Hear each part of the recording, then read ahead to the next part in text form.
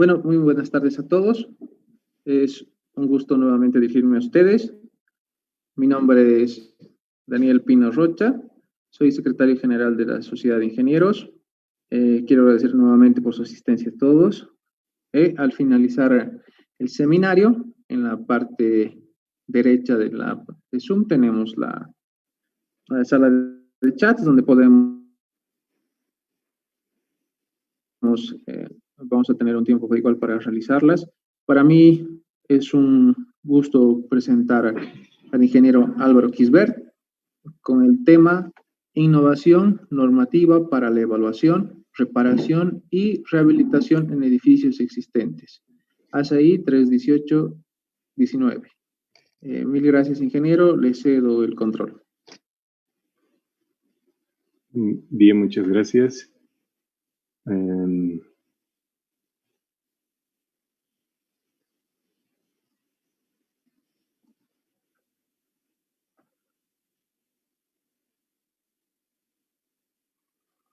Bueno, no sé si es que alcanzan a ver la pantalla.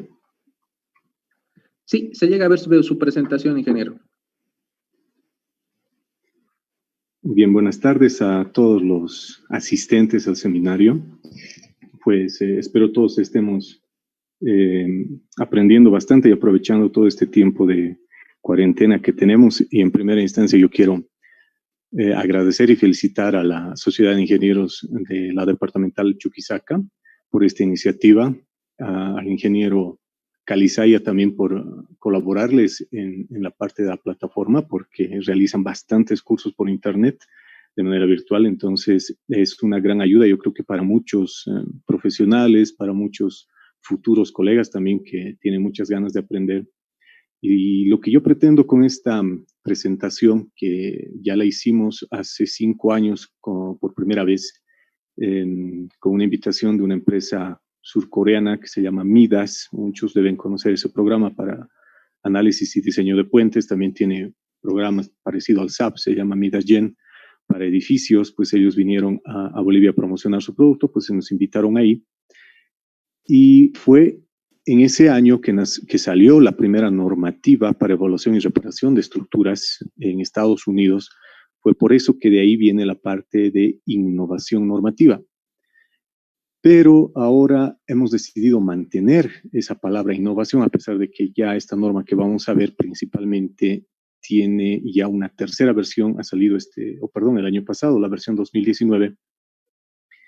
Pero sigue siendo innovadora en nuestro país, porque vamos a ver cómo esa misma norma en Estados Unidos ha ido evolucionando y en nuestro país no se van realizando las evaluaciones, las reparaciones, las rehabilitaciones, los refuerzos de una manera adecuada. Sí se hace bastante, pero nos dejamos llevar bastante con el sentido común, que no está mal, que está muy bien, pero eso no es suficiente. Entonces existen ya normativas, que es lo que yo estoy mostrando en la parte inferior. Voy a hablar principalmente de 3, pero ahí existen muchas otras. También quiero llamar a la reflexión, pues para que cada vez nos vayamos especializando más en algo. Estamos viendo a grandes expertos, por ejemplo, esta mañana en BIM, estábamos viendo ayer al ingeniero Orías también, que está inmiscuyéndose bastante en la parte de Lean Construction, y así. Luego me sigue el ingeniero Grandi con la parte sísmica. Entonces, yo creo que cada uno, al ver todas estas charlas, podrá darse cuenta y tener un panorama de lo que es la ingeniería en general, ¿no? No solamente es quizá aprender un programa y saber o hacerse el que ya es ingeniero estructural o ingeniero en pavimentos o hidráulico, sanitario, ¿no? Esto va mucho más allá. Entonces, ese es el espíritu del por qué hemos colocado este título. Y nótese de que no hemos colocado la palabra patología, a pesar de que vamos a conversar bastante de aquello, porque es una palabra muy coloquial que ha surgido principalmente en España por los diferentes autores y se la utiliza hasta el día de hoy. Y de hecho, yo les voy a comentar de una asociación que tenemos acá en Bolivia, pero en general las normas no hablan de patología, hablan de evaluación, reparación y rehabilitación. Bien, en esta presentación vamos a poder apreciar una introducción que es un poco profunda. Vamos a hablar de los documentos.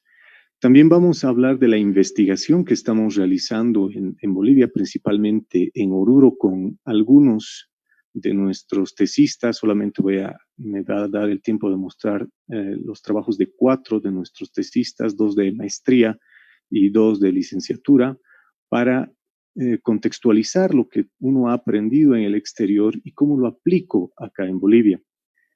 Y como siempre, yo voy a dar una recomendación final que la doy en prácticamente todas mis charlas. Bueno, he escogido esta imagen de fondo porque me encanta. Muestra a cabalidad lo que uno debe hacer para meterse a este tipo de trabajos. Al inicio hablábamos de lo que es el sentido común, que ayuda bastante. De hecho, las personas que se dedican a la construcción van a tener una ventaja en este campo, pero de nada sirve eso si es que no va de la mano con bibliografía especializada, con normativa, que es la que vamos a ver. Y de hecho esto está tan avanzado que las normas incluso quedan cortas para algunos trabajos y uno debe recurrir a teorías que recién están siendo evaluadas por muchos investigadores. Quiero empezar indicando que a nivel internacional, todas estas personas que nos dedicamos a estudiar y trabajar en este rubro se han unido desde el 2002, 2003 en una asociación internacional que es prácticamente iberoamericana, pero aquella vez la llamaron latinoamericana, es Alcompat Internacional. Es la Asociación Latinoamericana de Control de Calidad, Patología y Recuperación de la Construcción. Hemos sido nosotros invitados a especializarnos con el director general de esta asociación en México, y es ahí que ha empezado esta idea de traer la asociación a Bolivia, y la hemos fundado ya el año pasado. Pero en la parte inferior pueden apreciar ustedes la dirección de Alcompat Internacional. Alcompat Internacional no solamente se dedica no tiene como base, digamos, solamente escribir algunos artículos, sino que también va capacitando gente, así como en el ACI existen certificaciones para técnicos en pruebas de hormigones, en técnicos para tomar muestras en campo. Alcompat Internacional también certifica a los profesionales que deseen para realizar evaluaciones estructurales, principalmente en el área de hormigón. Ahí pues ustedes van a encontrar una vasta bibliografía, principalmente en revistas científicas publicadas de México, Argentina, Brasil y España principalmente. Obviamente existe también de Paraguay, Costa Rica y Bolivia. Aún no ha escrito porque estamos en proceso de investigaciones. Entonces, una vez que tengamos nuestros primeros resultados, con certeza los vamos a publicar en esta revista. Alcompat Bolivia, les comentaba, ha surgido a iniciativa de nuestro director general internacional, que pues debido a que ha existido una gran inquietud en el país de que no existe la formación suficiente, recursos bibliográficos escasos, pues hemos decidido con un grupo de colegas que todos nos hemos ido a especializar afuera en el área de patología. En enero del año pasado, ya tenemos un año en Bolivia, hemos fundado esta asociación con ese fin de promover la investigación en patología en Bolivia, porque toda la bibliografía que uno va a encontrar principalmente o es europea o es norteamericana. Entonces, nosotros por eso estamos incursionando en la investigación boliviana con materiales bolivianos para que nuestras reparaciones, rehabilitaciones y refuerzos sean lo más óptimos posibles. Es así que en marzo del año pasado hemos lanzado nuestra primera jornada boliviana sobre problemas patológicos en la construcción con expositores de España. Ahí está la doctora Carmen Andrade, ella es la presidenta internacional de Alcompat, nuestro director internacional, que es el doctor Pedro, que es prácticamente el mentor de todos nosotros, y los diferentes expositores de aquel entonces. Hemos recibido el apoyo del Colegio de Ingenieros Civiles de Bolivia y del Colegio de Ingenieros Estructurales de Bolivia. Nuestro segundo evento lo realizamos en septiembre del año pasado, pues porque, como ustedes ya saben, ya existe una guía boliviana de diseño sísmico y está pronto a salir una siguiente versión, una última versión de la misma guía, y es por eso que Alcompat ha visto conveniente realizar un curso de refuerzo sísmico de estructuras. Entonces, la patología no solamente va en la parte estática, en la parte de reparación de deterioro, sino que también en la parte de refuerzo sísmico.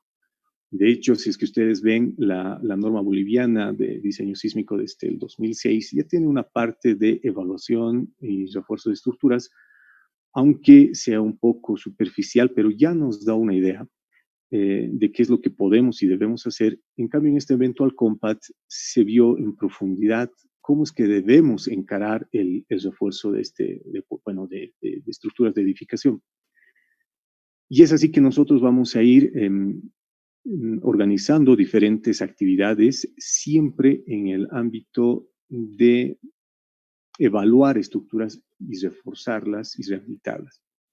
Por eso es que ahora nos ha bloqueado un poco el tema de la cuarentena, pero ya tenemos preparado desde hace tiempo un siguiente evento Alcompat que se llama Ensayos no destructivos en el hormigón, porque existe una mala percepción de las personas de que el esclerómetro nos va a dar la resistencia del hormigón en sitio.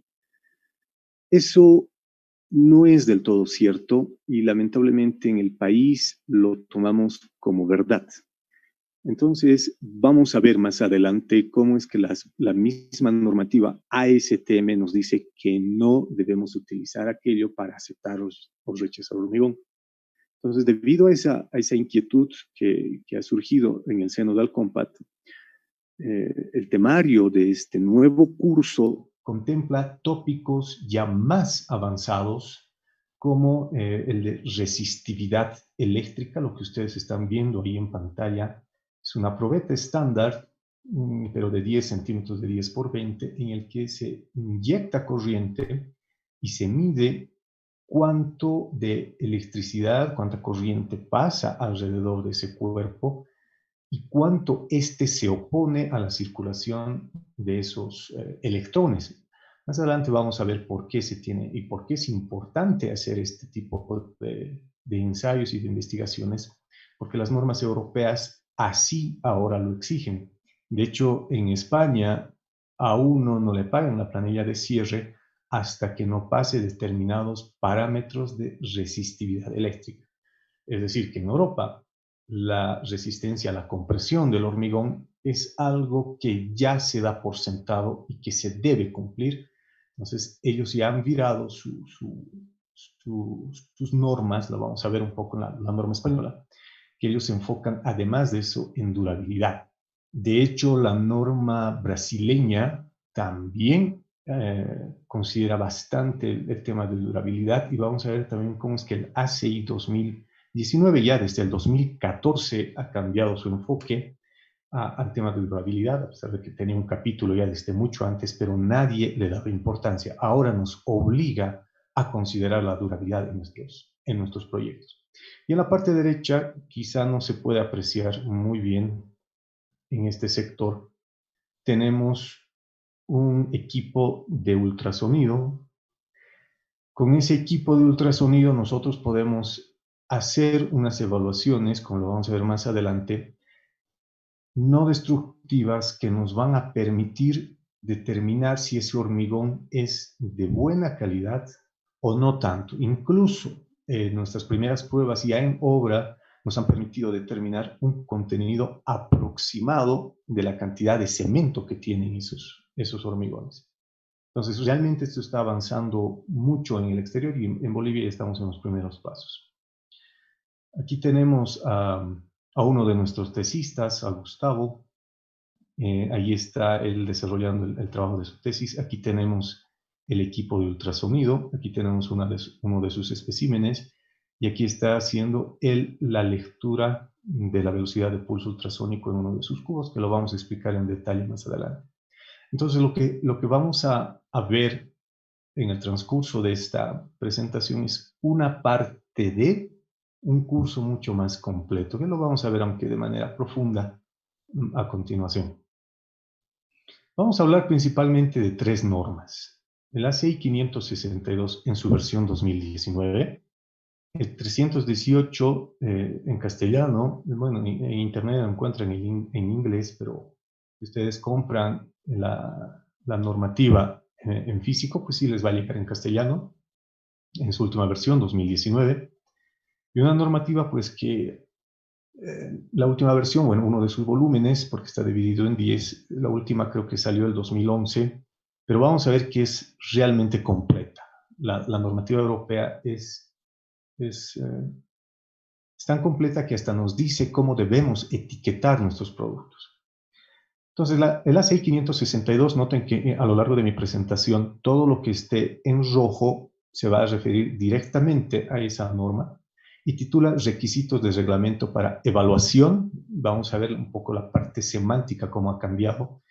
Reparación y rehabilitación de estructuras de hormigón existentes. Por eso es que nuestra presentación también dice edificios existentes, porque nosotros estamos enfocando nuestras investigaciones a edificios existentes. El ACI 318, que está en azul y todo lo que veamos en azul, es a lo que yo me voy a referir más adelante, se refiere al ACI 318 del 2019 que titula Requisitos de reglamento para concreto estructural. Ya no solamente es hormigón armado. Y la normativa europea se refiere a productos y sistemas para la protección y reparación de estructuras de hormigón. Y aquí quiero hacer una pausa antes de que me olvide. Habla de productos y sistemas.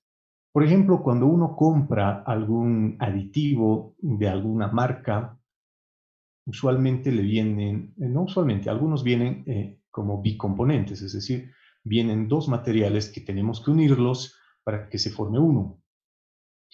Y ese material bicomponente tengo que utilizarlo tal vez con otro más para una determinada tarea. Entonces, el uso de diferentes materiales para un fin es un sistema.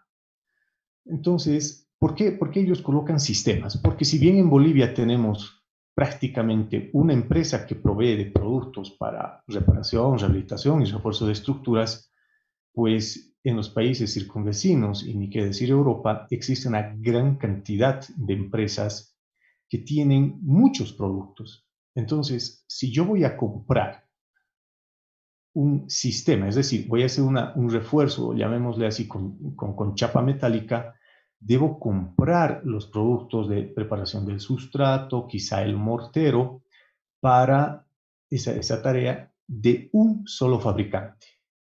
No es para nada recomendable comprar un producto de una marca y luego irme al siguiente producto de otra empresa que me sale más barato, porque al final no va a trabajar bien. Entonces, a eso se refiere con sistemas. Y empezamos a hablar un poco de las normativas. La misma norma ACI 562, como les comentaba, en su primera versión del 2013, ellos utilizaban la palabra evaluation, ahora utilizan assessment. En castellano, pues podemos traducirlas como evaluación de manera indiferente, pero en inglés, evaluación tiene un carácter más subjetivo. Es decir, puedo hacer una evaluación, una valoración, pero cualitativa. Puedo decir ese elemento o esa estructura está mal, pero con el vocablo assessment en inglés voy a poder decir sí, está mal, pero además de eso puedo cuantificar ese daño. Podré decir, ahora este elemento está al 60%, al 80%, al 10%, y me va a poder tomar decisiones radicales. Voy a poder decir, ¿realmente este edificio es reparable? O voy a poder decir, es reparable, pero cuesta tanto como hacerlo de nuevo. Entonces ya puedo tomar decisiones mucho más concretas. Por eso es que ellos han cambiado desde la versión 2013 hasta la 2019.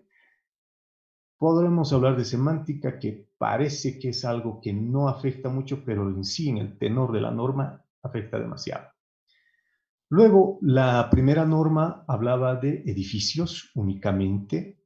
Ahora nos habla de estructuras. Ya se nos va abriendo un poco más, porque al final un puente también está construido con, no todos, pero también construimos con hormigón.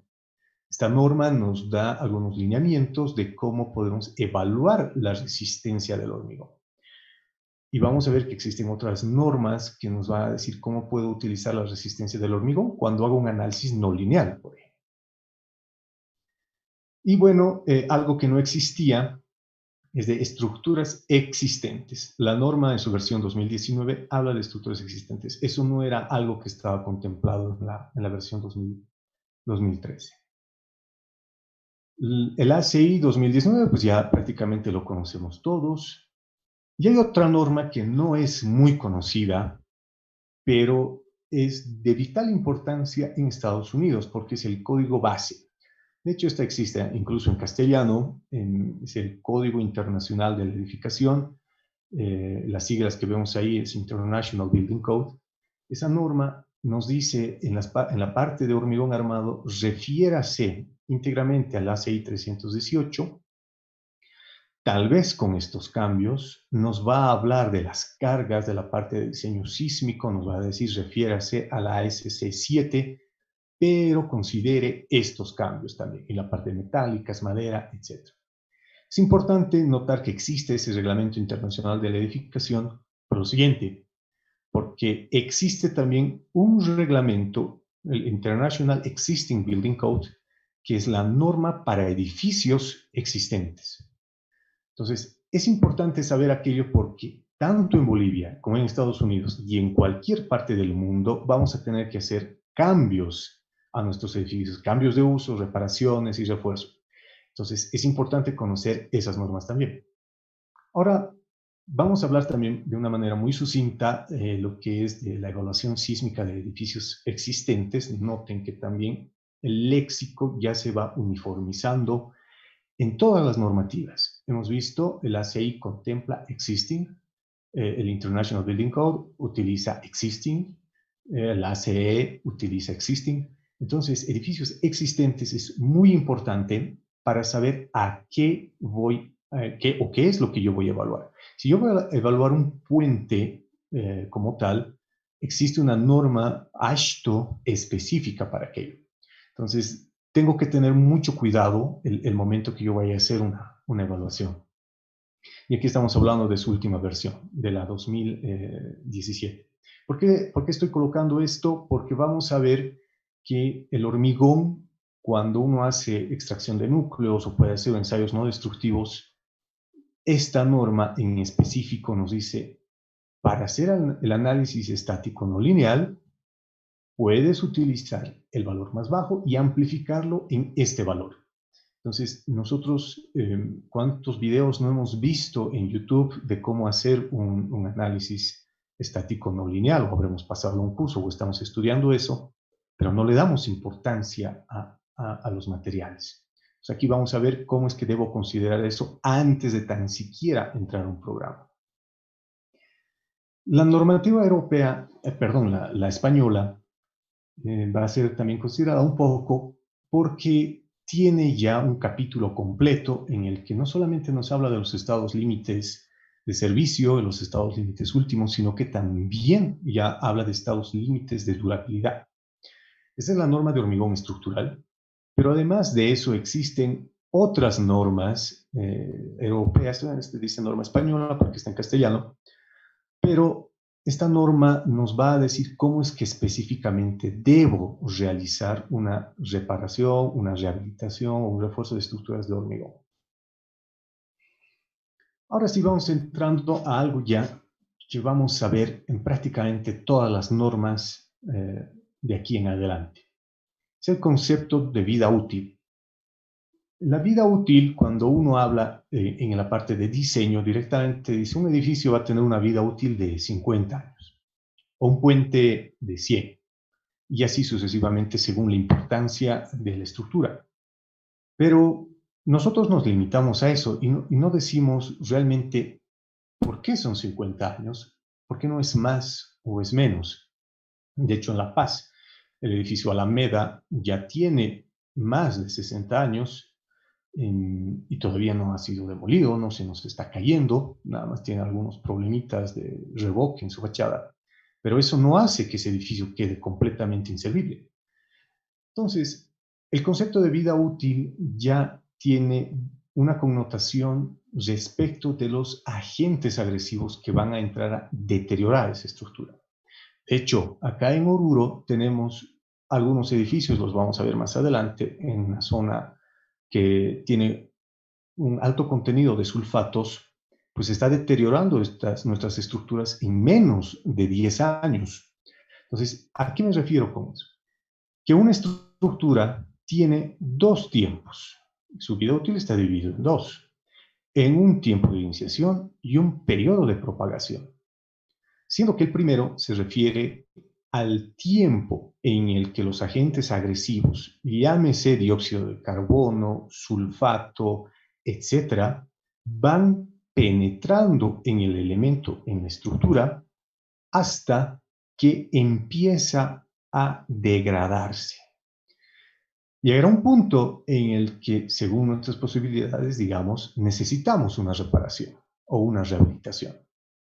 Le devolvemos esas prestaciones y la estructura vuelve a tener el ataque de sus agentes agresivos hasta que se nos empieza a degradar nuevamente. Pero esa degradación, debido a la reparación, ya no va a ser igual, sino que va a ser más profunda y necesitará un mayor costo. Uno se puede poner a pensar y dice, esto solamente pasa en países tercermundistas, donde no tenemos un control de calidad, etcétera, etcétera. Pero estos conceptos surgieron, de hecho, en países del primer mundo.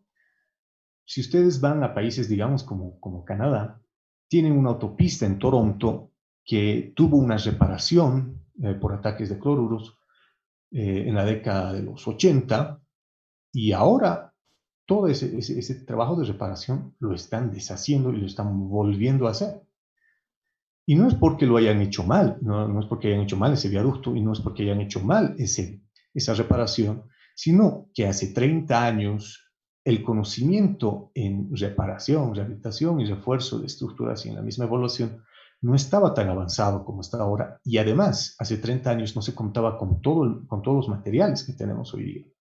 Entonces, es probable que esa reparación ahora, que está costando mucho más que la anterior, llegue a durar un tiempo, pero nuevamente esos agentes van a seguir atacando esa estructura y llegará un punto en el que ya es realmente tan costoso reparar esa estructura que será más económico demolerlo que reparar. Entonces, a eso es a lo que nos referimos con un tiempo de iniciación y un periodo de propagación.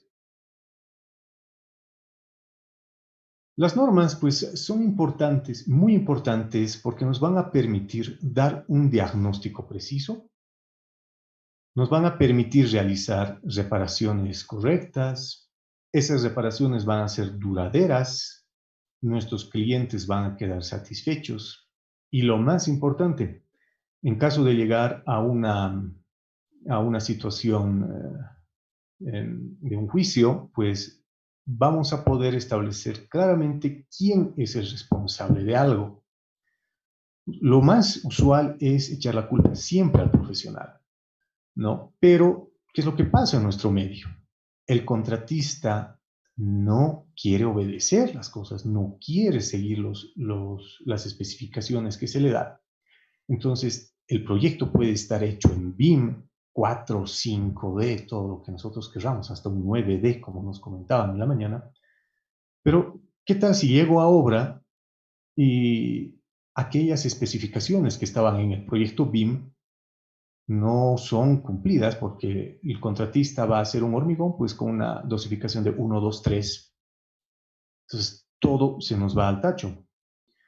Y aún peor, ¿qué tal si es que el propietario es el que exige cambios y lo hace imponiendo, digamos, su autoridad como propietario en el sector privado y exige que se quiten o se aumenten cosas. Para eso para ilustrar aquello, tengo estas dos imágenes. La primera, en la parte superior derecha, se puede apreciar que se tiene una columna muy cercana a la primera. Esta segunda ha sido puesta de manera obligatoria por el propietario, porque no figuraba en el proyecto inicial. Y noten que la columna no tiene ninguna viga y de ahí salen directamente los nervios de la losa bidireccional. Entonces el cortante ahí debe ser tremendo y descomunal, pero el propietario ha exigido que se les ponga esas columnas. Entonces, imagino que el contratista se vio obligado a hacerlo. Además, le convenía, porque le iban a pagar más. En este otro caso, vemos ya que no es ya tanto problema del propietario, en cierto modo tal vez por buscar a alguien realmente económico. Se llega a apreciar que no existen los recubrimientos.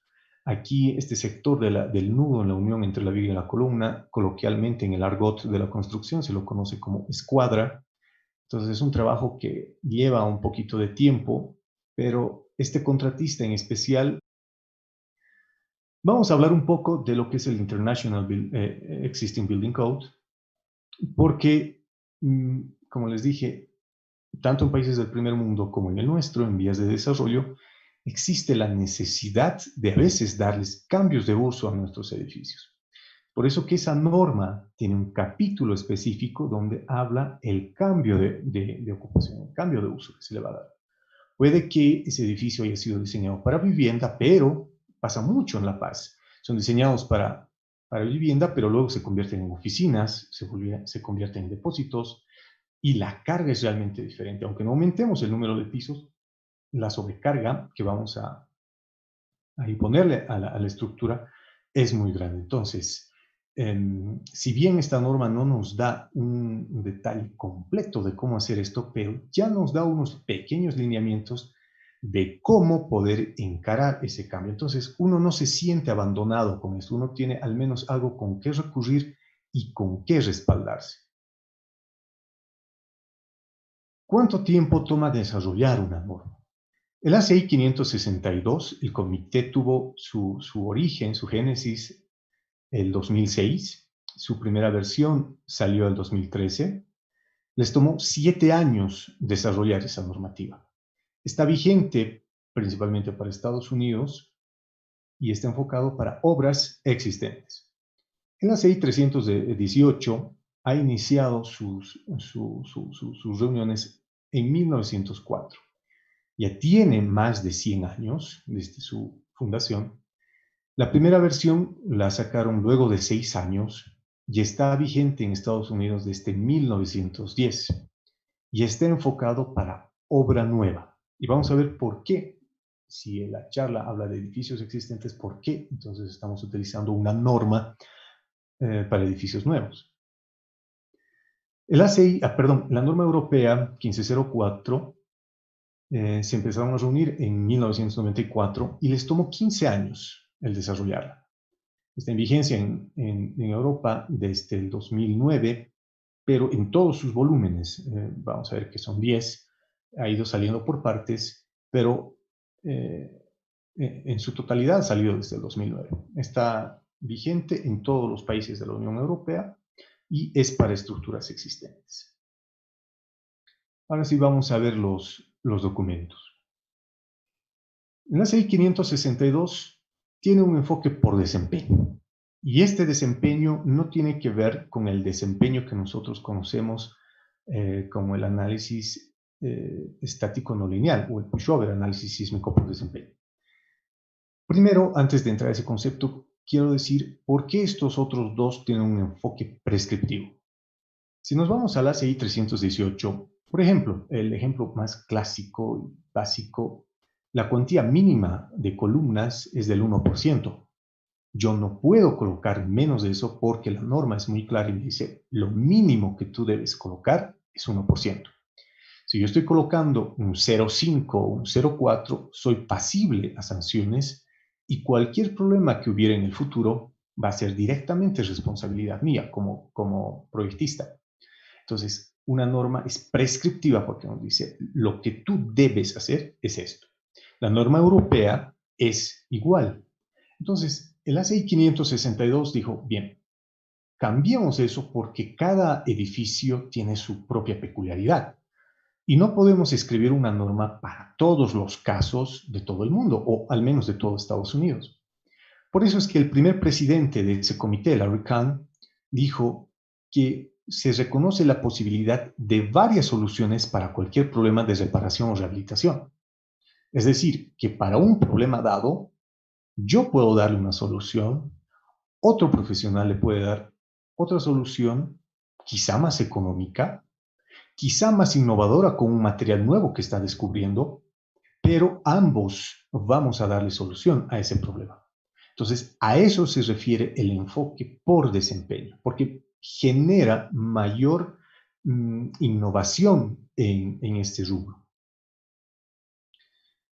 Vamos a empezar detallando lo que es la norma europea.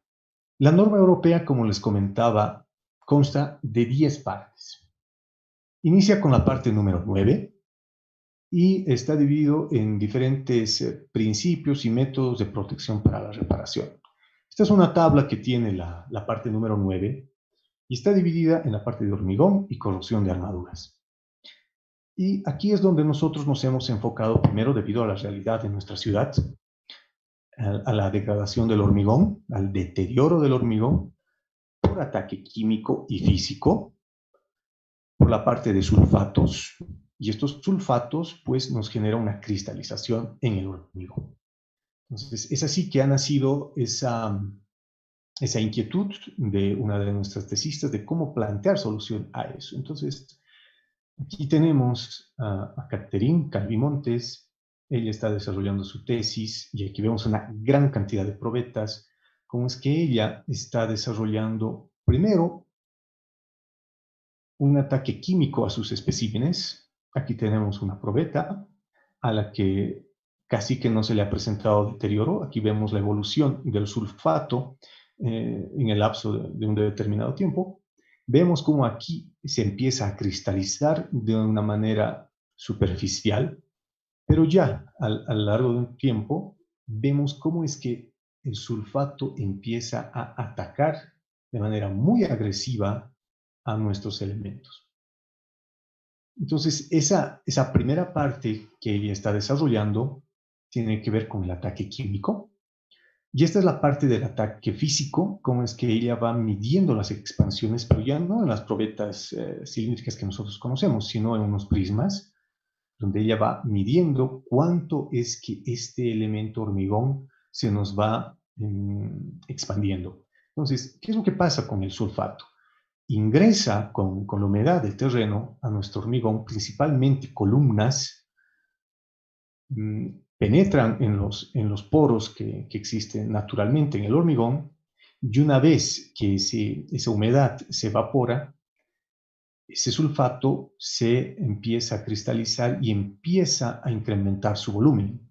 Entonces, al incrementar su volumen, va generando una degradación del hormigón. Entonces, como el hormigón no resiste los esfuerzos a tracción, porque ahí adentro, en los poros, eso es lo que existe, tracción por la hinchazón del sulfato, pues se nos va degradando como arena. Entonces, ella está midiendo eso con diferentes tipos de cemento, con diferentes concentraciones de cemento, diferentes relaciones agua-material cementante, y al final ella nos va a proponer un modelo de vida útil, nos va a decir, si tú vas a construir una estructura en esta zona, que el sulfato es el sulfato de sodio que ella está estudiando, pues en un determinado tiempo vas a tener que rehabilitar. Es la gráfica que ustedes han visto al inicio, pero representada de otra manera, donde nos va a decir aproximadamente si construyo con este tipo de cemento en este lugar, bajo esta concentración, deberé realizar un mantenimiento o una inspección al menos cada, no lo sé, 6 meses, cada año, para poder mantener ese periodo de iniciación lo más que se pueda. Aquí tenemos una panorámica de la zona este de Oruro, en la imagen de la izquierda. Ahí se puede apreciar la presencia del sulfato. Esto es carretera a Capachos, yendo hacia Cochabamba. De hecho, las imágenes antiguas nos dicen que desde la avenida 6 de agosto, que todos conocemos como la avenida del folclore, desde ahí para abajo, las fotografías antiguas nos han develado de que esa misma concentración que estamos viendo ahora, pues se daba desde 1960 que tenemos las fotografías antiguas a las que hemos podido recurrir. Entonces, en el centro de la ciudad se tiene ataques por sulfatos, pero no tanto. En la zona este sí, y es donde existe mucho mayor deterioro. Y en la imagen de la derecha podemos ver un ensayo de resistividad eléctrica de suelos. Es decir, ahí vamos a poder apreciar cuán agresivo es ese suelo para mi estructura. Y en base a esa resistividad eléctrica del suelo, voy a poder proyectar estructuras durables. Volviendo a la norma europea, tienen una tabla con principios y métodos para protección y reparación de estructuras de hormigón. Esta normativa es tan completa, por eso ha tomado desarrollarla 15 años, tiene 10 volúmenes, que cubre prácticamente cualquier problema de reparación, rehabilitación, refuerzo que yo pueda tener en cualquier estructura de hormigón armado. Algo en lo que yo me quiero enfocar es en dos partes. La primera en la parte de refuerzo estructural y en la parte que tiene que ver con corrosión de la armadura, porque es algo que se nos da bastante en nuestro medio. Como se puede ver, se tienen diferentes principios. A ver, vamos leyendo. Protección contra la penetración. Esto tiene que ver con aplicación de membranas y demás. Control del grado de humedad. Restauración del hormigón. Refuerzo estructural. Incremento de la resistencia física.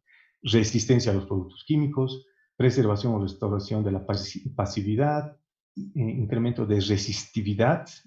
Se refiere a resistividad eléctrica. Control catódico. Protección catódica. El control de las zonas anódicas. Todo eso tiene que ver con la protección ante la corrosión. Vamos a ver más adelante a qué me refiero con eso. Cada uno de esos principios está detallado en estos volúmenes de la norma. Si yo quiero ver algo de esto, debo recurrir a este sector de la normativa en particular. Entonces, esas partes son las siguientes. La parte 1, términos y definiciones. La parte 2, productos, sistemas de protección superficial del hormigón. La parte 3, reparación estructural y no estructural. Adherencia estructural, inyección del hormigón, anclaje de barras de armado, protección de la armadura contra la corrosión, control de calidad y evaluación de la conformidad, aplicación in situ de productos y sistemas de control de calidad para los trabajos.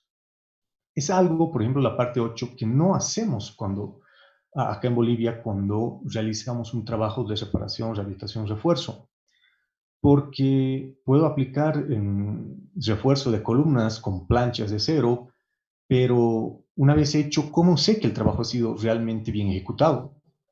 Si hago uso de materiales tan vanguardistas como la fibra de carbono, ¿cómo sé que se ha aplicado correctamente la fibra de carbono en el elemento? Pues existe bibliografía que nos va a decir que eso incrementa la capacidad axial de una columna debido a la condición triaxial que se genera, etcétera, etcétera, etcétera. Pero ¿cuán seguro estoy yo de que realmente se ha aplicado de manera correcta? Quizás si lo voy a utilizar para el refuerzo por corte, ¿cómo sé que realmente se ha aplicado como debería ser para garantizarme esa nueva solicitación? Entonces, son preguntas que quizá no nos las hacemos porque confiamos ciegamente en la persona que lo hace y la persona que lo hace posiblemente confíe ciegamente en el fabricante. Entonces, es algo que en Europa no lo permiten ni en Estados Unidos y vamos a ver cómo lo hacen. Aquí ya tenemos una imagen un poco más agrandada de aquel índice. Y les decía, por ejemplo, en la parte de refuerzo estructural, si yo quiero hablar de una adhesión de una chapa metálica a un elemento, cualquiera de hormigón, debo ir a la parte 4 de esa norma. Y si yo quiero incrementar la resistividad eléctrica para reducir o controlar la corrosión de mi elemento, pues debo incrementar la resistividad eléctrica. Entonces, al inicio habíamos mostrado cómo existe un equipo que me va a permitir medir la resistividad eléctrica del hormigón. Quizá es un concepto que muchos de nosotros lo estamos escuchando por primera vez, pero las personas que manejan el Revit, ya entrando un poco al BIM, cuando definen las propiedades del material, aparte de darles un módulo de elasticidad, darles su resistencia especificada, van a encontrar ahí una pestañita donde nos va a pedir la resistividad eléctrica del hormigón expresada en ohmios metro. Es porque realmente la durabilidad en el mundo tiene importancia, más no así en Bolivia. Entonces tenemos que tener ya presente aquello.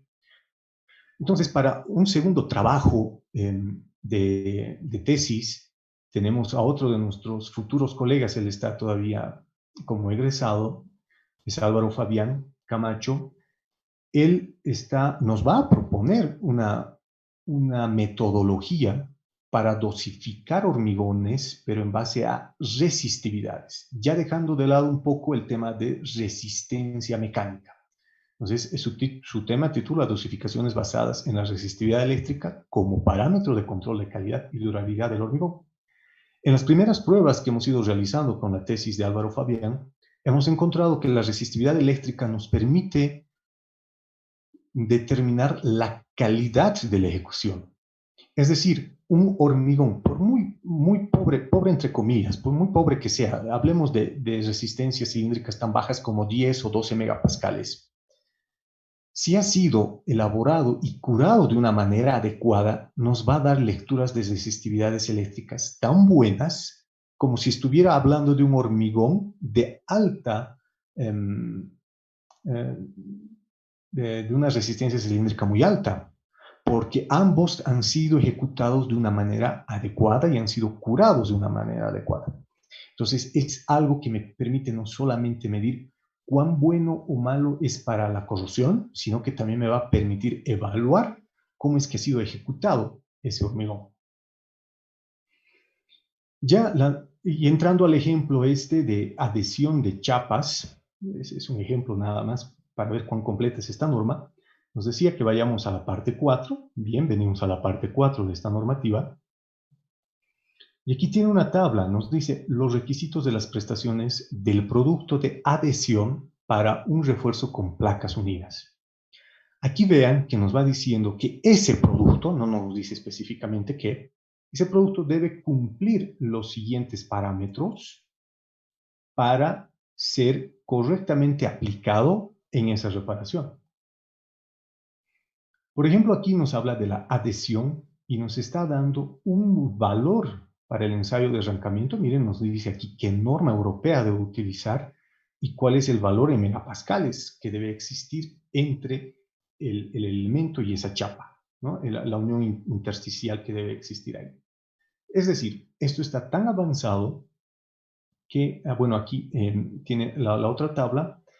Cuando nosotros vamos a unir dos hormigones, un hormigón antiguo y con un hormigón nuevo. Nos está diciendo los requisitos de las prestaciones para un producto de adhesión, un puente de adherencia, que es lo que conocemos acá en Bolivia, del mortero o del hormigón. Nos está diciendo cuáles son sus propiedades mecánicas que debemos cumplir. Y aquí vean cómo es que esta misma norma en la parte final nos habla del sello de conformidad CE que debe tener siempre y cuando cumpla todo lo especificado anteriormente, porque la norma es más ampulosa. Pero incluso, vean, nos dice que debe cumplir esa fuerza de arrancamiento, ese esfuerzo en megapascales, ¿a cuánto debe ser igual? Entonces, uno cuando va a comprar un producto no se debe dejar llevar por lo que dice la ficha técnica del fabricante, porque esas fichas técnicas, pues, nos dice que soportan todo, que hacen todo y que por eso debemos utilizarla. Pero nosotros debemos consultar primero nuestras normativas, estas especificaciones y verificar si la ficha del fabricante dice que puede soportar esta fuerza o ese esfuerzo de arrancamiento, pues sí será algo en lo que podemos confiar. Pero si no, pues debemos buscar otro fabricante que nos garantice estas prestaciones. Y aquí, pues, ¿a cuántos no nos ha pasado de que nos piden ir a evaluar una estructura, ¿no? Y pedimos los planos y nos van a decir que no lo tienen, que nunca contrataron un profesional, que lo hizo nada más un constructor, que lo hizo ojímetro, pues y ahí vemos cómo este tipo de estructuras son las que están empezando a cundir en todas nuestras ciudades, ¿no? Bueno, entonces, ¿qué hago yo cuando no tengo los planos? Que es lo que pasa en la mayoría de los casos. Es ideal siempre contar con ellos, pero si es que no tengo ningún dato de la obra, no podré hacer nada o me quedaré aquí como el muñequito. Pues existen realmente normas para todo. Podemos apreciar este boletín, esta técnica, boletín técnico que sacó el ACEI, que titula Determinación de la capacidad de carga de una estructura cuando los planos as-built no están disponibles. Es una norma muy económica que no tiene más de 2 planas o 3, pero donde nos da unos lineamientos básicos para los que yo puedo empezar a evaluar esta estructura, ya no pero con un sentido común, sino ya bajo ciertos lineamientos de diferentes profesionales que han participado en la elaboración de esta nota técnica. En esencia, lo que nos dice, primero, tendrás que hacer un levantamiento estructural, deberás hacer ensayos de pacometría, ensayos de carbonatación, etcétera, etcétera, etcétera. Entre esos, pues, ¿por qué he colocado esta imagen?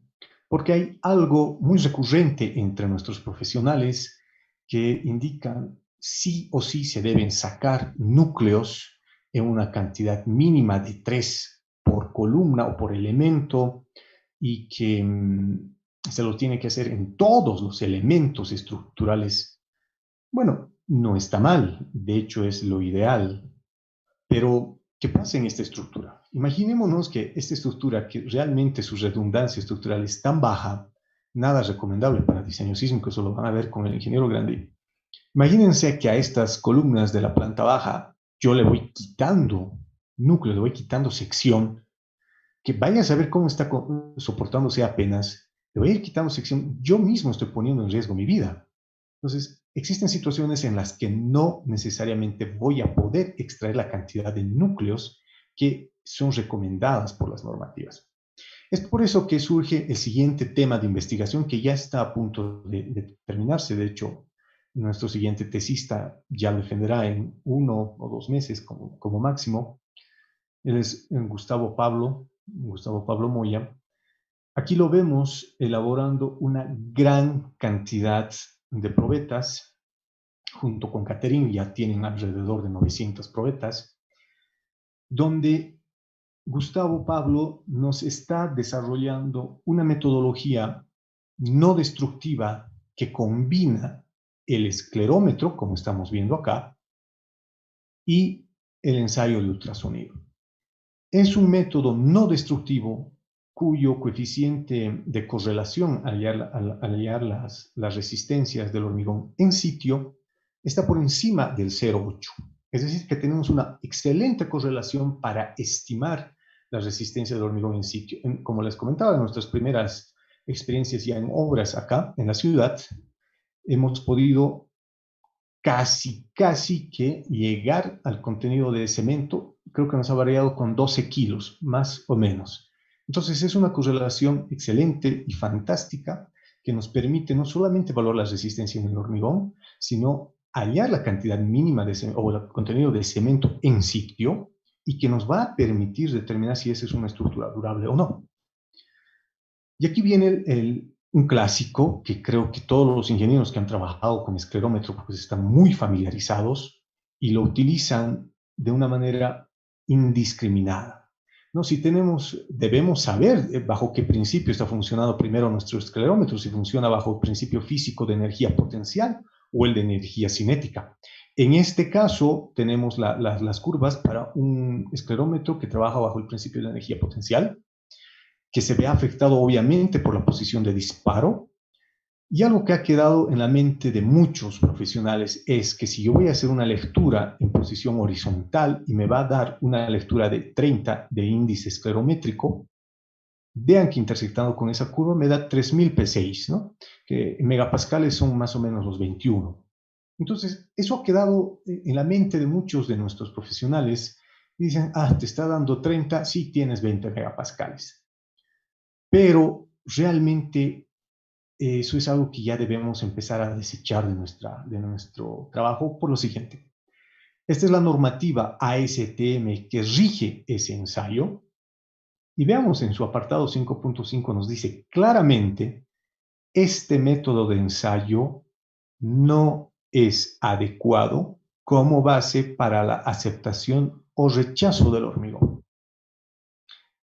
Pero vamos a ver que muchos informes periciales lamentablemente lo hacen con eso y van virtiendo juicios de valor y nos dicen ese hormigón no tiene la resistencia. Es más, de hecho, ¿sabían ustedes que si en mi probeta tengo 25 megapascales, por decir nada más un valor, tengan toda la certeza que en obra el elemento que representa esa probeta no tiene esos 25 megapascales?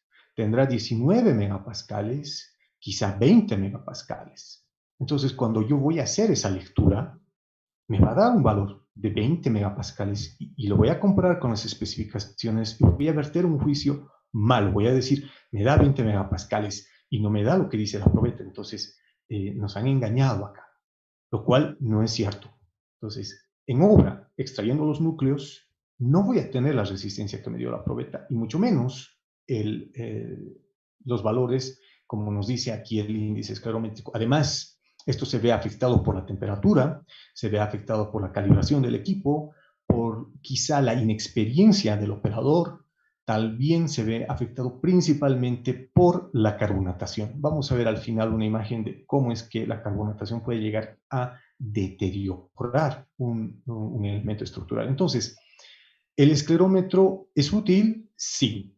¿Es bueno para inferir en la resistencia del hormigón? No tanto. Pero combinándolo con el ultrasonido es realmente fantástico.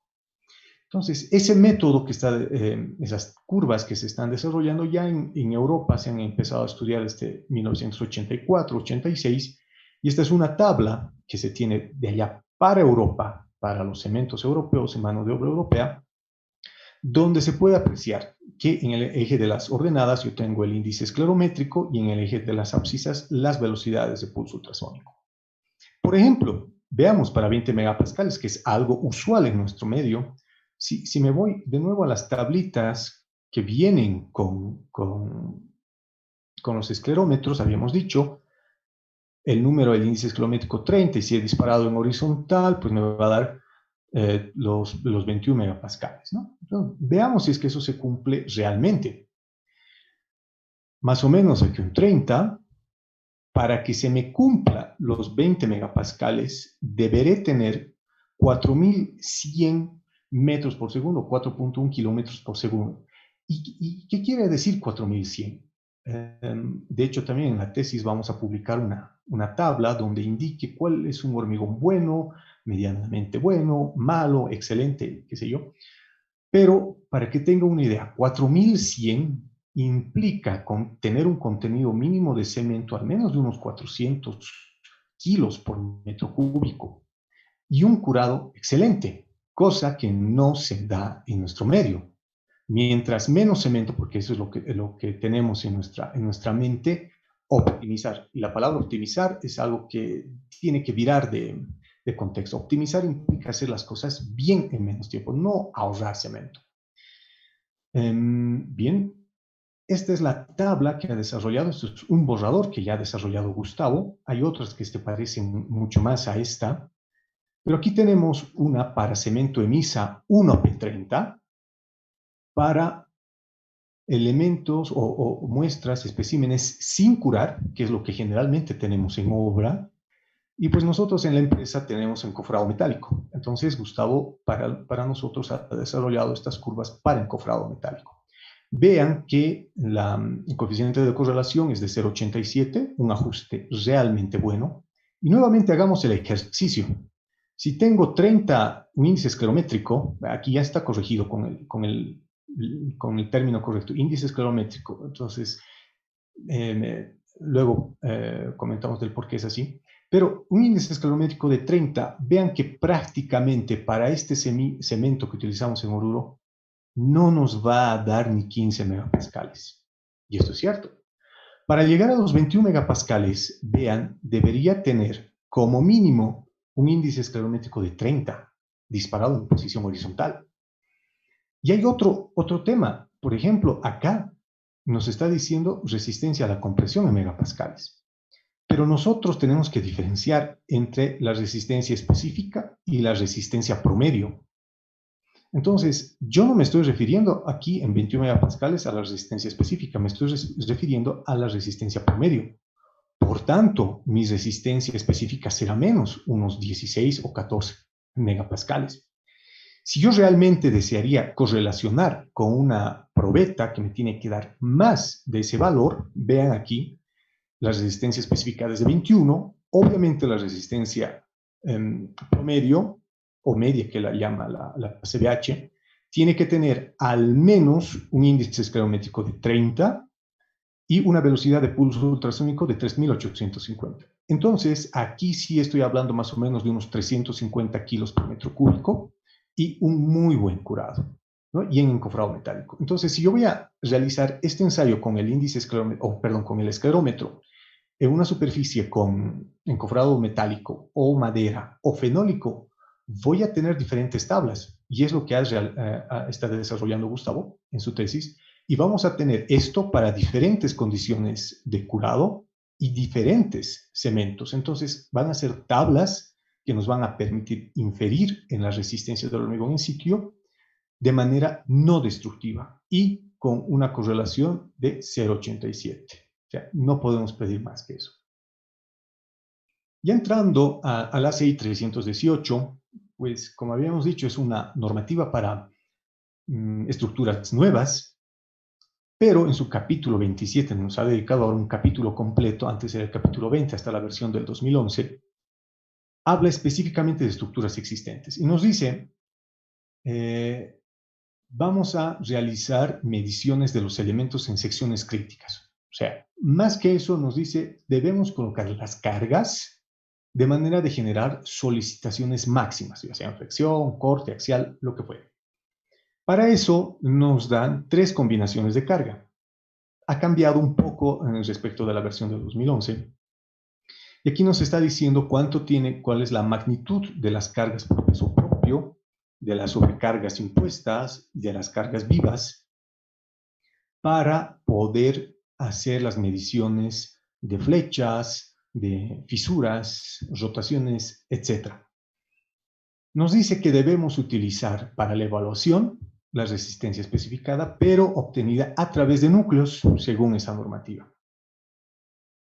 También debemos utilizar factores de mayoración de cargas que nos da en esa sección. Y aquí nos está diciendo, muy bien, tus factores de mayoración de cargas son los siguientes. Todos los que hemos estudiado con ACERI sabemos que para el diseño de elementos a flexión utilizamos un phi de 0,9. Pero eso es porque existen incertidumbres tanto en la carga como en las secciones y en las resistencias. En cambio ahora, como ya tenemos la carga muy bien determinada, tenemos la sección medida, tenemos la cantidad de acero y tenemos la resistencia del hormigón, las incertidumbres desaparecen. Por eso es que para la evaluación, vean, en elementos controlados por tracción o flexión, nos dice que podemos utilizar un factor de phi de 1. Por ende, mi capacidad resistente es mayor. Entonces, si no tengo certeza en todas las mediciones, utilizo los factores phi del capítulo 21, que son prácticamente para diseño, flexión 0,9, corte, por ejemplo, es 0,75, pero aquí ya es más generoso. Si conozco todo eso, puedo utilizar el 0,8, pero si no, 0,75. Si se realizaron todas las mediciones, pues utilizo esta tabla. Si es que no tengo una certeza de nada, que es la mayoría de los casos, debo realizar una prueba de carga. Entonces, esa prueba de carga monotónica, que la llama ahora el ACI 318, bajo esas cargas mayoradas, nos dice que las debemos dividir en 4 incrementos. Y esos 4 incrementos deben tener una separación de un lapso de 24 horas cada uno, como mínimo. Entonces, tampoco vale realizar la carga total en un día y suponer que esa es la flecha, digamos, que si quiero evaluar eso, la deformación máxima, inmediata o elástica. Eso no viene al caso, porque esa ya se produjo. Entonces, lo que yo voy a evaluar es el incremento, por eso es monotónica, que va aumentando de manera paulatina sin descargas en un lapso. Entonces, en este caso es de 4 intervalos separados de 24 horas. Se deben medir, nos dice, las deflexiones, acortamientos, grietas, rotaciones, asentamientos, todo lo que yo considere necesario para un determinado elemento.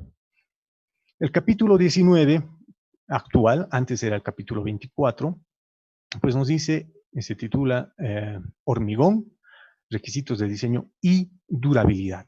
Es decir, ahora los parámetros de durabilidad no pueden ser eludidos. Y entrando ya prácticamente a nuestra última normativa, el 562, nos dice, debo hacer una evaluación preliminar. De hecho, existen normas que nos van a indicar cómo realizar una evaluación preliminar que básicamente consiste en una evaluación ocular, una inspección ocular, donde el profesional va y evalúa cuáles son los potenciales daños que se presentan en esa estructura. Se deben realizar pruebas destructivas y no destructivas, tanto en el acero como en el hormigón. Ya hemos visto cómo se hacen las pruebas no destructivas. Nos dice que debemos utilizar los factores de carga que están indicados en la normativa ASC 7, esa la conocemos también. Los factores Phi, al igual que el ACI, nos está diciendo si vas a rehabilitar una estructura, utiliza los de la tabla 5. De la sección 5.3. Si vas a evaluar, deseas saber cómo está actualmente la estructura, utiliza los factores Phi de la sección 5.4. Su evaluación y análisis los haremos en base a estos factores de mayorización de cargas y estos factores de reducción de resistencias. Aquí tenemos cómo es que se hace un ensayo destructivo. En este caso, la columnita era de 25 centímetros, si mal no recuerdo. Por eso es que hicimos una extracción total del núcleo. Y a la derecha tenemos el ensayo de índice esclerométrico.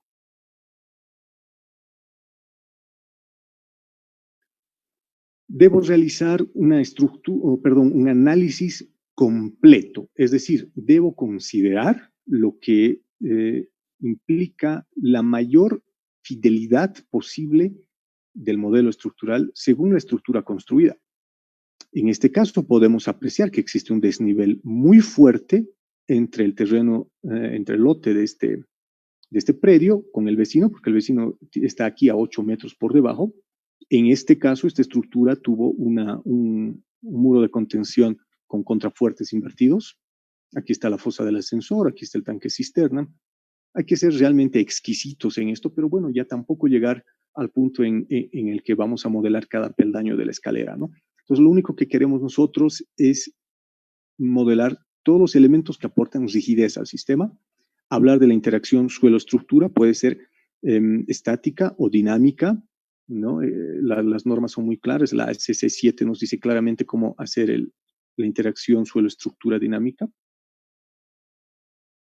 Para hablar de la resistencia sísmica, nos dice directamente, refiérase a esta normativa. De hecho, ya hemos visto que ha existido un curso también para aquello.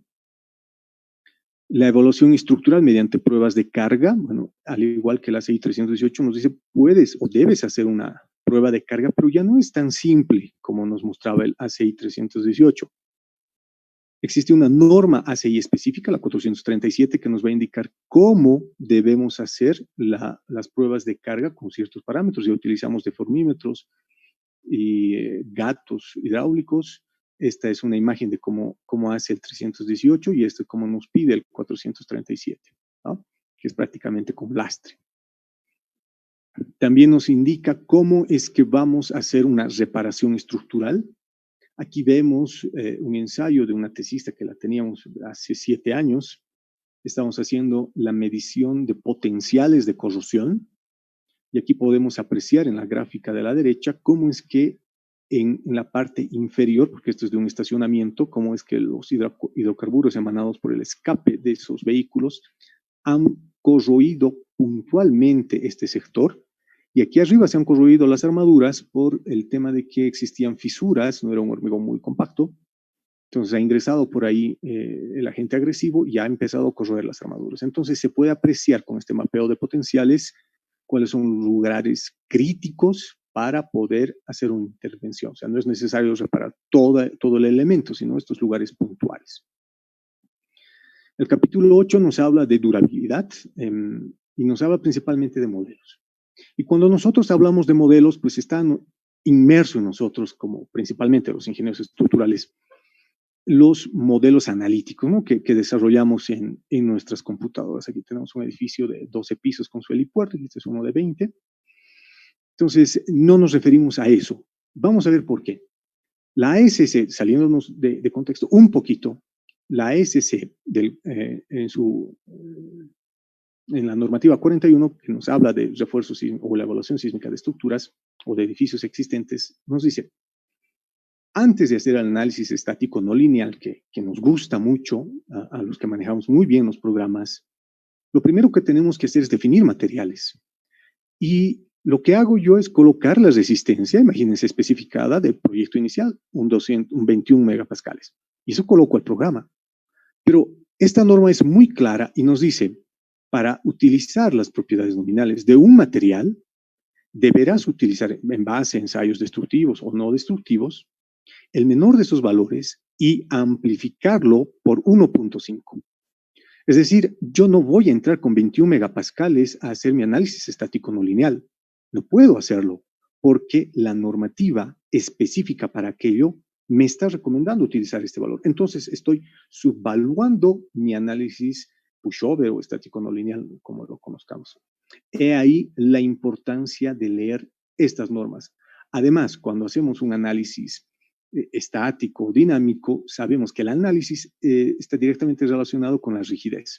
Y la rigidez depende directamente del módulo de elasticidad del material. En este caso, hormigón.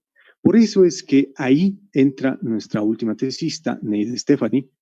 Ella está estudiando la influencia de los diferentes tipos de cemento Portland en la determinación del módulo de elasticidad estático del hormigón. Entonces, ella, al igual que Gustavo, que Catherine, va a hacer una serie de ensayos muy grande donde nos va a decir, según el tipo de cemento en la región en la que nosotros estemos, vamos a poder tener una certeza mayor del módulo de elasticidad. Entonces vamos a poder calcular nuestras derivas. Si voy a hacer el pushover, voy a ver cuál es el desplazamiento de techo, voy a poder calcular más exactamente las deflexiones, etcétera, etcétera, etcétera. Entonces, ahí la importancia de la investigación. Sí podemos tomar valores del exterior, pero nada más como referencia. Tenemos que contextualizar eso para nuestro medio. Continuando con lo que nos dice el 562, aquí tenemos un modelo matemático. Aquí estamos hablando de un modelo de carbonatación. Es decir, bajo esta ley, que es conocida como la raíz cuadrada del tiempo y un factor K de carbonatación, voy a poder decir, en este tiempo, bajo esta constante, voy a poder decir, imaginémonos, usualmente tenemos nosotros un recubrimiento de 25 milímetros. Entonces, 25 milímetros, este es un modelo inventado. Bajo esa constante, bajo ese tipo de hormigón, al menos en 11 años es que yo tendría la carbonatación que me esté despasivando la armadura de ese elemento. Entonces, este tipo de modelos lo utilizan en España para predecir más o menos en qué tiempo, según el ambiente, en qué tiempo llegará la corrosión a ese elemento. Entonces, mientras mejor calidad tenga este hormigón, más tardará el agente agresivo en llegar a nuestra armadura. Y es por eso que vamos a hablar brevemente, nuevamente, de la norma europea del 2008, que muchos lo deben conocer. Vean, en su artículo 8 nos dice estado límite de durabilidad. O sea, sí o sí debemos cumplir esta parte de durabilidad. Ya nos vamos a la parte de uno de sus anexos. Vean, habla del periodo de iniciación. Es lo primero que hemos visto en esta presentación para ya tener el léxico familiarizado con lo que nos dicen las normas, principalmente en Europa, como les dije. y observen que es el mismo modelo de la raíz cuadrada del tiempo. Pero la diferencia es que ellos tienen ya este coeficiente estandarizado y citado en su normativa, pues debido a la infinidad de estudios que han realizado ellos. Nosotros estamos empezando, a cada obra que vamos anotamos este coeficiente K para obtener una base de datos y pues al menos publicarlo para una determinada ciudad. Entonces, sería interesante hacer estas evaluaciones para cada ciudad, para cada ambiente, porque no es lo mismo un ambiente urbano que un ambiente rural, que un ambiente industrial, ¿no? Entonces, va variando. Pero es así como, vean, en el exterior se mueve. Cuando hablamos de construcción, por ejemplo, esto es algo que pasa mucho realmente porque solamente manejamos el programa y no tenemos a veces un buen criterio, un criterio sólido. Si el programa nos dice que debemos tener un área de 0x, lo transformamos en barras, puede que lleguemos a esto. Entonces, aquí, si es que nos ponemos a pensar, no va a entrar el hormigón. Y dado el caso de que podamos utilizar prácticamente mortero estructural, pues no va a entrar la vibradora. Entonces, ahí ya no existe el concepto de hormigón armado, porque van a existir muchos vacíos y eso no va a trabajar como tal. También tenemos que tener un control de calidad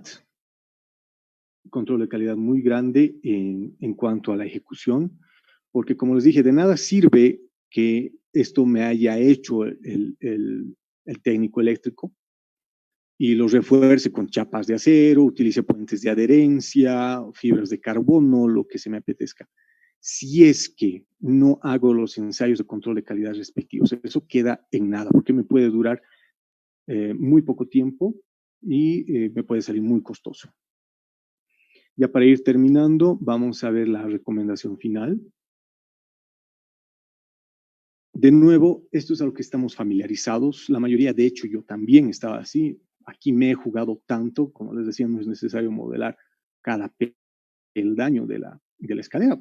Yo lo hice, modelé las 2 escaleras. Realmente uno se deja impresionar por eso, ¿no? Pero, ¿qué es lo que pasa si es que uno puede hacer un BIM, puede utilizar, como comentaban, llegar a un 9D, pero si en la ejecución llegamos a esto? Esa es una columna que está en la zona industrial de Oruro, por eso decíamos que el ambiente no es el mismo. El ambiente urbano es diferente porque la concentración de dióxido de carbono, la cantidad de partes por millón es diferente en una ciudad que un ambiente industrial. Entonces, este es un ambiente industrial altamente agresivo y podemos ver aquí cómo es que ha existido corrosión por carbonatación. Entonces, esa barra se ha expandido tanto en tan poco tiempo que prácticamente ha degradado mi estructura.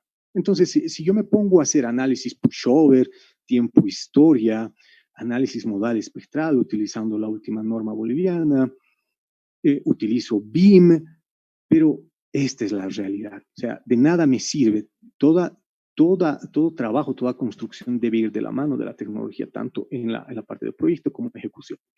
Por eso es que voy a citar a un gran ingeniero español, Eduardo Torroja, que dice, las estructuras no trabajan las estructuras trabajan como se las construye, no como se las diseña. Bueno, con eso yo habría terminado mi participación. Estoy presto a absolver cualquiera de sus inquietudes.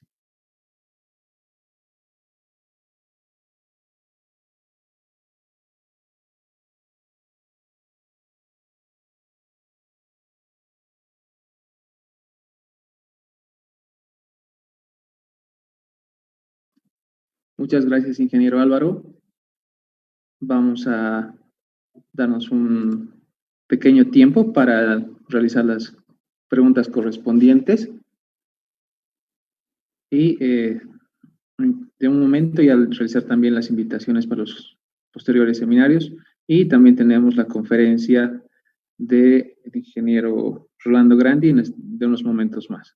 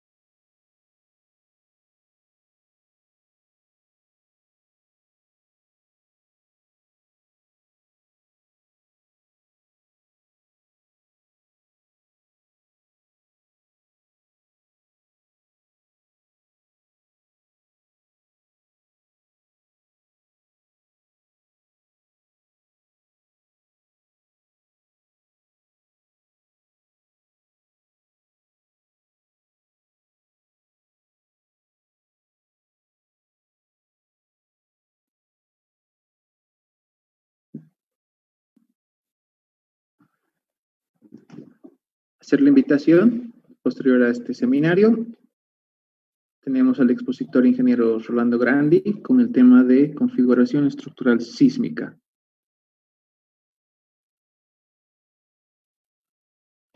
Y el día de mañana tenemos al expositor ingeniero Andrew Vargas Condarco con el tema diseño de muros de contención, y al ingeniero Marcelo Alfaro con el tema comportamiento estructural de los pavimentos rígidos. El ingeniero Álvaro quiere que le dé un apoyo con la sala de chats del Zoom, o prefiere usted manipular las preguntas del Zoom.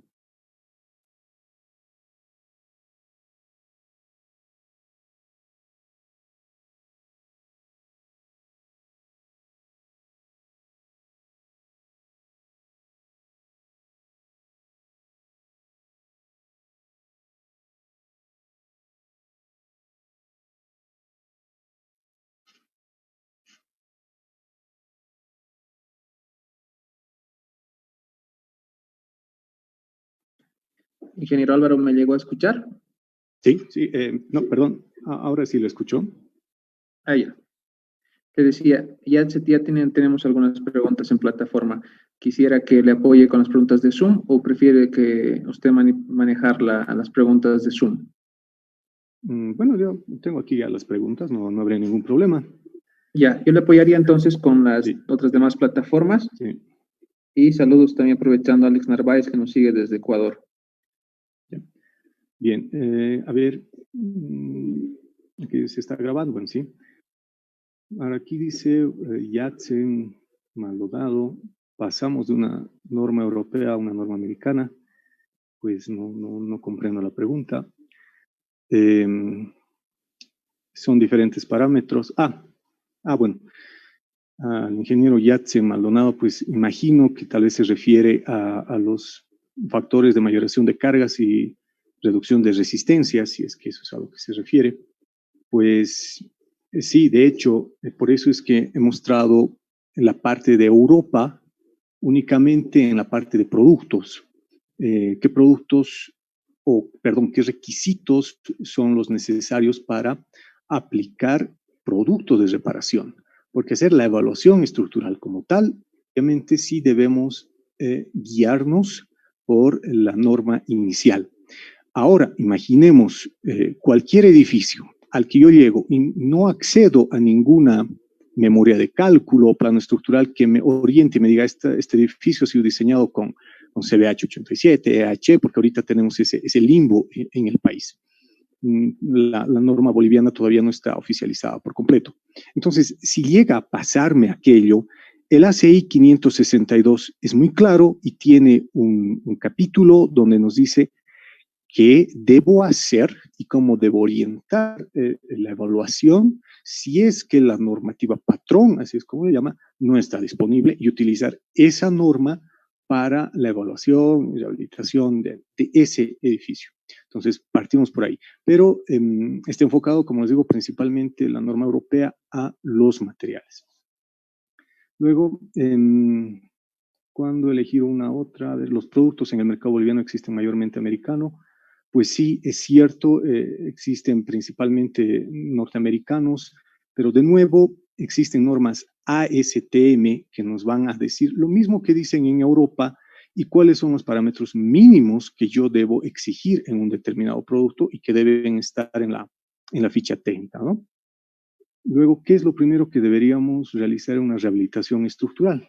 Bueno, ya hemos explicado, el ACI es muy claro, nos dice en esa nota técnica, si es que no tengo nada, pues hacer una inspección visual, el ACI 562 también, una inspección previa, hacer un levantamiento estructural, ensayos no destructivos, eso se llama inspección preliminar, luego una inspección más detallada, inspección detallada, donde ya tengamos que hacer ensayos destructivos, tal vez las pruebas de carga. Entonces, todo eso nuevamente está dentro del 562 que nos va a ir orientando derivando a otras normas o notas técnicas de cómo hacer eso. Pero en esencia es básicamente eso. Luego, la prueba de resistividad en nuestro medio es implementada de manera habitual. De hecho, no conocemos a nadie que haya hecho resistividad eléctrica en hormigón, porque sí, la resistividad se lo utiliza para tomografías eléctricas cuando hacemos geofísica, pues ahí se utiliza la resistividad eléctrica del suelo pues para caracterizar los estratos, ¿no? Lo utilizamos en puentes y en edificios importantes, pero la resistividad eléctrica que yo les he mostrado del suelo es para determinar la agresividad de ese suelo para encarar un proyecto de durabilidad. Y resistividad eléctrica del hormigón prácticamente no hemos visto, ¿no? Y los primeros datos recién los vamos a tener de aquí a unos 6 o 9 meses. Algunos adecuados a la norma boliviana americana con variantes latinas, bueno, no sé a qué se refiere. Estos ensayos de resistividad en hormigón, cómo se toma en cuenta las armaduras y de qué manera podríamos cuantificar la cantidad de armadura en la construcción existente. Bueno, no, todo esto se hace en hormigón simple. De hecho, la separación, existen dos maneras de medir la resistividad. Una de ellas es la resistividad aparente, que es con el método de Wenner, donde se utiliza el método de las 4 puntas. Y ahí tenemos que ir jugando de manera de que no inyectemos la corriente en lugares donde tenemos armadura. O sea, es decir, si imagínense una parrilla de una fundación, está reticulado, pues tenemos que ponerlo quizás en posiciones diagonales dentro de esa cuadrícula.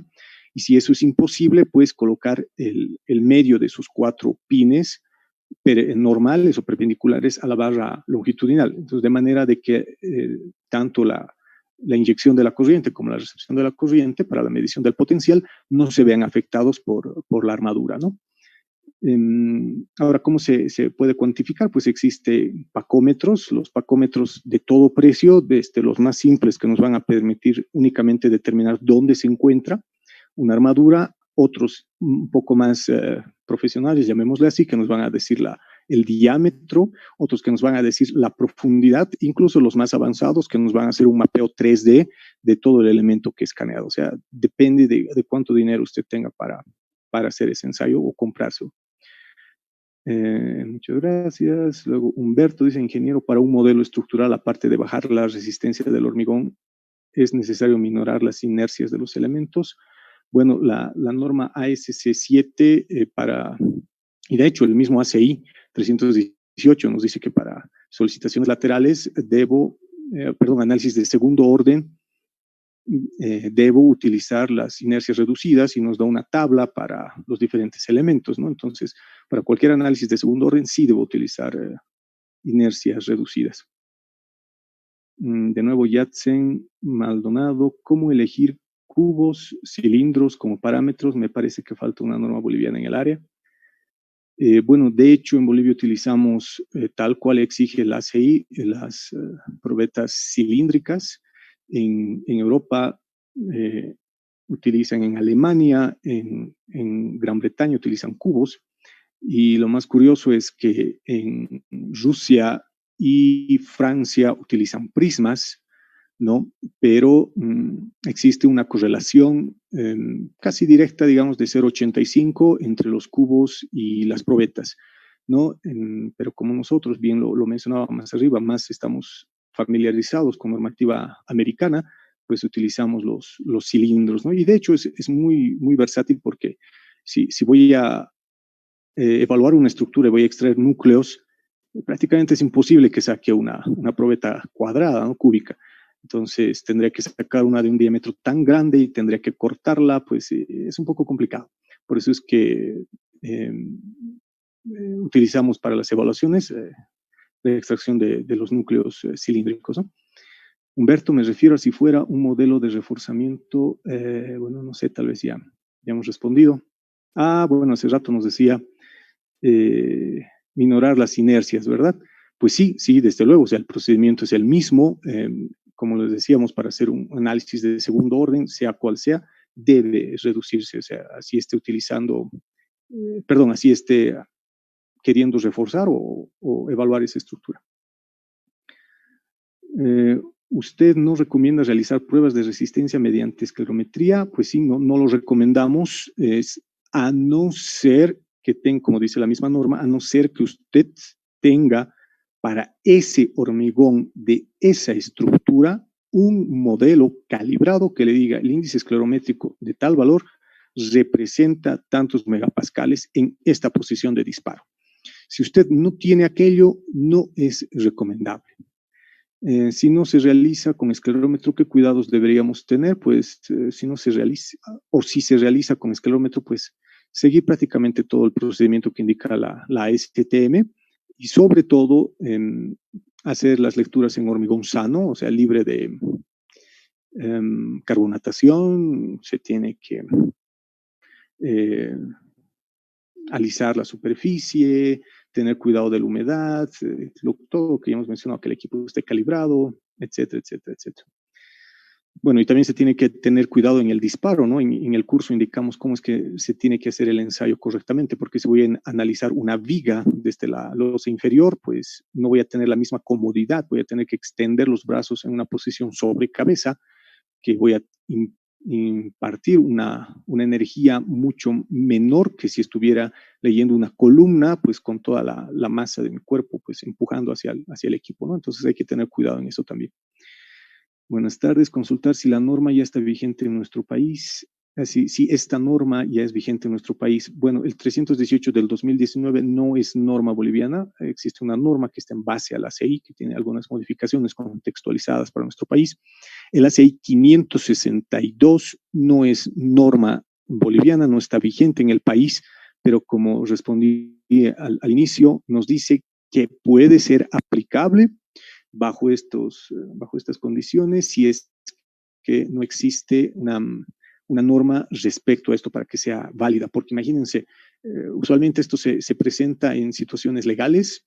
Yo cómo voy a ir ante un juez y decirle, pues no tengo norma boliviana y estoy haciendo esto con criterio, ¿no? O sea, no va a poder hacer una valoración correcta el juez. Entonces debe existir siempre una normativa y como les digo, ahí está completamente explicado de cómo hacer ese procedimiento.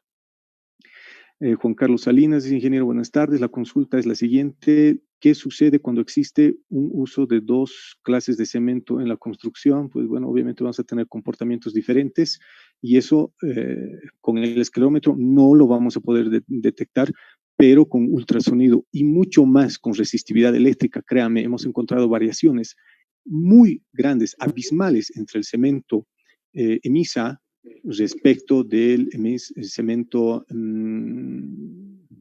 el Canva, porque tiene filler, entonces son comportamientos diferentes. Ingeniero, me parece que deberíamos cuidar más la resistencia del hormigón que la resistividad debe ser. Realizar comentarios sobre esto, ingeniero, por favor. Bueno, cuidar la resistencia del hormigón, sí, es uno de los parámetros y creo que es uno de los más importantes, pero... ingeniero. ¿Sí? Perdón, después de responder esa consulta, ¿será que podemos pasar a la plataforma de YouTube a las preguntas para que podamos luego continuar con el ciclo de seminarios? No sé si le parece. Ya, perfecto. Bueno, ya termino esto y bueno, les respondo, ¿no? El parámetro de resistencia es uno de los más importantes, mas no es el único. Como decía en la presentación, ¿qué tal si es que yo voy a fundar mi edificio en esa zona que tiene alto contenido de sulfato?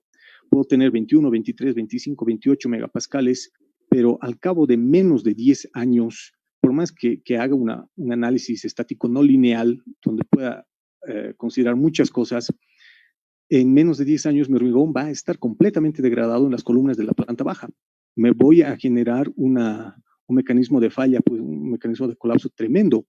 Entonces, las rótulas se me van a formar en las columnas, en la planta baja. Entonces, eso es realmente desastroso, ¿no? Entonces, en la curva de desempeño voy a estar en previsión de colapso o colapso de aquí a 10 años. Entonces, ese término de durabilidad y demás es realmente importante y yo diría imprescindible en lugares donde el suelo es realmente agresivo y el medio ambiente.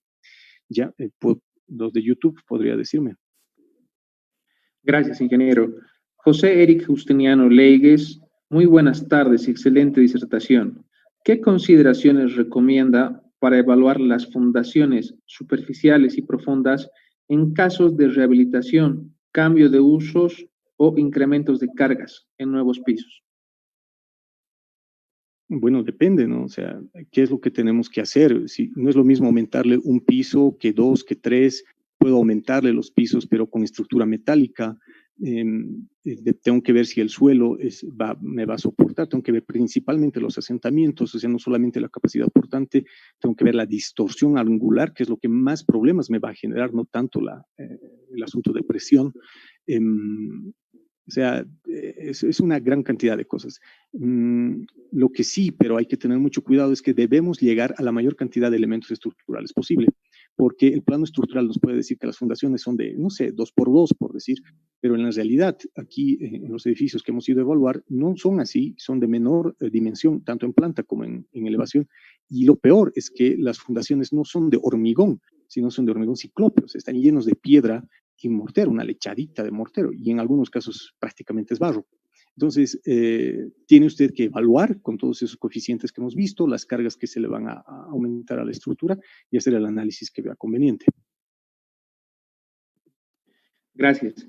Freddy Torrico dice, menciona que en la AC la debe mayorar por 1.5 la FC en una estructura ya construida.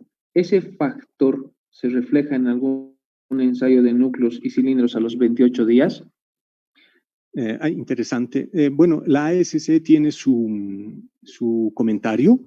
Yo le invito a leer ahí todos los artículos que la norma tiene del por qué están utilizando ese valor. Pero en esencia, lo que les dije también a un inicio es que la incertidumbre es muy grande, no estamos muy seguros de aquello. Y sí, han hecho muchos ensayos. De hecho, existe un artículo de Bloem, que lo he escrito en 1965, que es quien ha demostrado que realmente el hormigón presente en los elementos estructurales es alrededor del 80% de lo que nos dan las probetas. Entonces, es por eso que para hacer el análisis sísmico de la estructura, la ASC 41 nos recomienda utilizar el menor valor y amplificarlo por 1.5%. Muchas gracias, ingeniero. Vamos a pasar a las dos últimas preguntas. EDCB dice, felicidades por la exposición, Álvaro. Tengo una consulta. Si requiero hacer una evaluación estructural de un tanque de agua enterrado, ¿cuáles son los procedimientos que debería seguir? Bueno, depende también si el procedimiento, existe otra normativa para ACI, para evaluar, para diseñar tanques, podemos utilizarlo como base, pero lo principal, como nos dice el ACI 562, es evaluar el medio.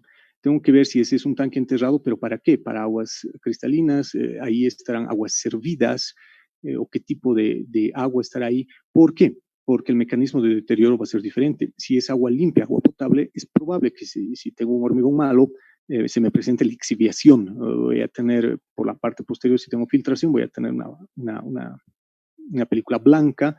Y caso contrario, imagínense que tenga aguas servidas, entonces voy a tener problemas de ácidos. Entonces el hormigón no resiste ácidos, por más que le pongamos lo que queramos, no resiste ácidos, entonces depende el medio. Como hemos visto, la norma europea nos dice en la parte de materiales, claro, que existen películas o membranas o cualquier protección exterior. Entonces tendría que pensar, si es que es una planta de tratamiento, quizá cómo lo voy a recubrir o revestir interiormente, ¿no?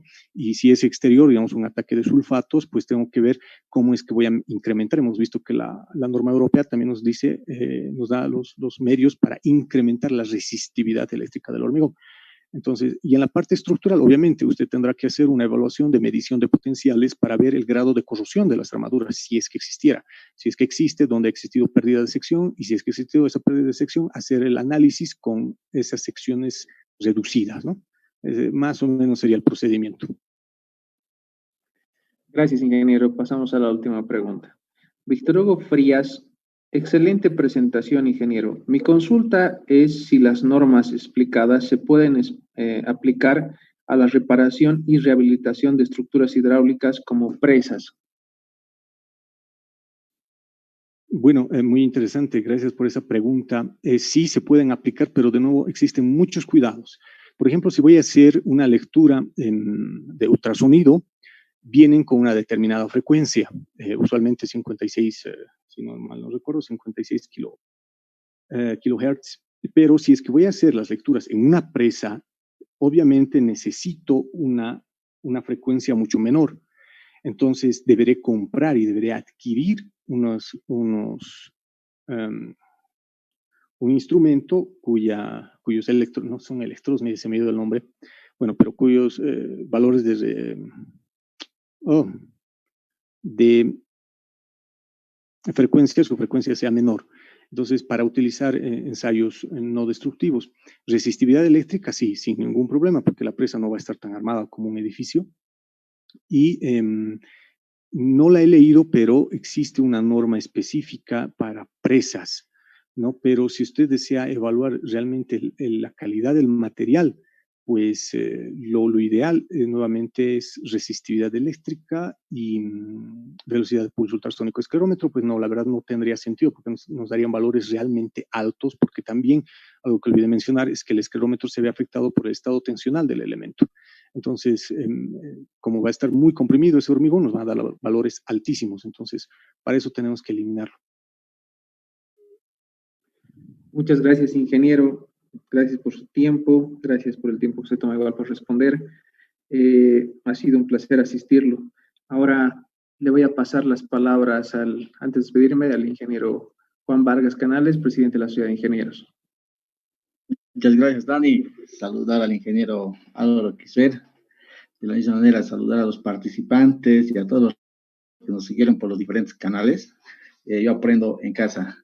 Ingeniero, a nombre del directorio, a nombre de la CIG Bolivia, quiero agradecerle y felicitarle por su excelente presentación, por haber compartido esta información técnica. Felicitarle por los trabajos de investigación que viene impulsando con los tesistas en cuanto a obtener datos propios, ¿no? De acuerdo a nuestra realidad. Bueno, una vez más felicitarle, ¿no? Por el tema muy, muy interesante, de acuerdo a lo que es la normativa para la evaluación, preparación y rehabilitación de edificios existentes con seguridad. Como vamos ya impulsándose el tema de sismos, inclusive va a meritar tomar en cuenta estos aspectos en cuanto a estas normativas. Ingeniero, una vez más agradecerle por haber participado en calidad de expositor en este ciclo de conferencias, que estoy seguro que está siendo de mucho provecho para todos nuestros ingenieros. Una vez más, muchísimas gracias a nombre de la Sociedad de Ingenieros de Chuquisaca. Muchas gracias, ingeniero, y yo pues le quiero felicitar por esta iniciativa. Ojalá las diferentes departamentales también copien esta muy buena iniciativa, porque considero de que no solamente los profesionales, sino también los estudiantes son muy inquietos, pues y van a ayudarnos con estos temas de investigación a seguir profundizando, no solamente en esta área, puede ser en la parte sísmica, puentes, hidráulica, sanitaria, como están comentando, y poder mejorar la ingeniería en el país, ¿no? Yo le felicito, ingeniero, por haber invitado a tan buenos profesionales que tienen bastante trayectoria y pues siga adelante, ¿no? Muchísimas gracias a usted, ingeniero. Hasta luego. Repito el agradecimiento, ingeniero Álvaro. Es ingeniero de prestigio, igual colega de Oruro, y desearle muchos éxitos y siga adelante. Y nos vamos a dar un pequeño tiempo a todos los que nos están acompañando en esta transmisión, de 10 minutitos, para posteriormente continuar con la jornada de seminarios. Ya pronto está el ingeniero Rolando Grandi con nosotros. Gracias.